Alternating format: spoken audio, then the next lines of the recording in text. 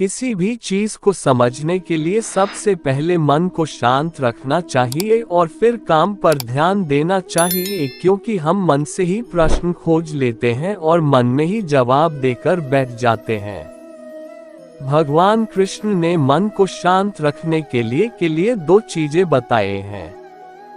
भगवद गीता में भगवान श्री कृष्ण कहते हैं, मन का बेचैन होना उसका स्वभाव है।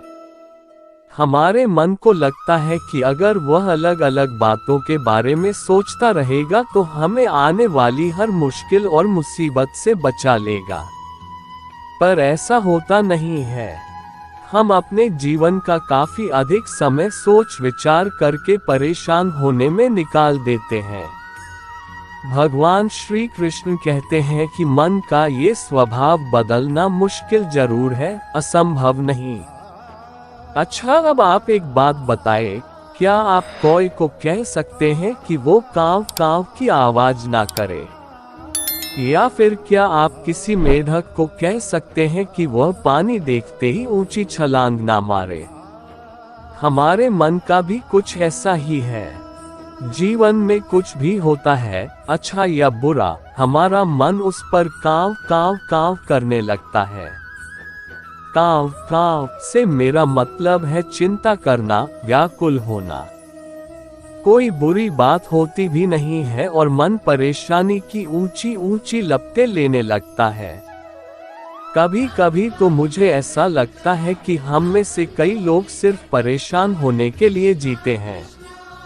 सारी परेशानी, पीड़ा, दुविधा अक्सर हमारी मन की बनाई हुई कहानियां होती हैं। भगवान श्री कृष्ण हमें हमारे मन को शांत और स्थिर करने के लिए दो उपाय देते हैं। पहला, ध्यान लगाना या मेडिटेट करना। दूसरा, वैराग्य भाव सीखना।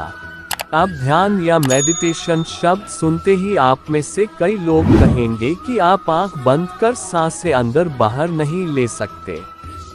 यहाँ हम सब गलती कर बैठते हैं। मेडिटेशन या ध्यान का मतलब सिर्फ आंख बंद कर बैठना नहीं होता।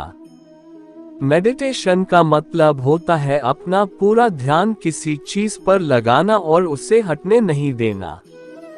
अगर आप रोटी बना रहे हैं तो सिर्फ उस बात पर ध्यान दीजिए। अगर आप पिक्चर देख रहे हैं तो अपना पूरा ध्यान पिक्चर पर लगाएं। यह मत सोचिए कि पिक्चर देखकर आप अपना कितना वक्त बर्बाद कर रहे हैं। जब आप जीवन के हर छोटे बड़े काम को पूरे ध्यान से करते हैं तो आपका जीवन ही एक मेडिटेशन बन जाता है। ऐसे जीवन में शांति, स्थिरता, साहस और सफलता का होना अनिवार्य है। वैराग्य भाव दूसरा उपाय। वैराग्य का अर्थ यह नहीं कि आप सब कुछ छोड़कर जंगल में जाकर बैठ जाएं। वैराग्य का सच्चा अर्थ है कि आप जो काम कर रहे हैं उसका क्या नतीजा या रिजल्ट निकलेगा उसकी चिंता ना करें। जैसे अगर आपने कोई इंटरव्यू दिया, आप ये कर सकते हैं कि पूरे मन से तैयारी करें और अपना बेस्ट देकर आ जाएं। वह नौकरी मिलना या ना मिलना आपके हाथ में नहीं है। इस नतीजे के पीछे अलग अलग चीजें हैं जो आपके बिल्कुल कंट्रोल में नहीं। तो जिस चीज के बारे में आप कुछ कर नहीं सकते, उसके बारे में चिंता भी ना करें।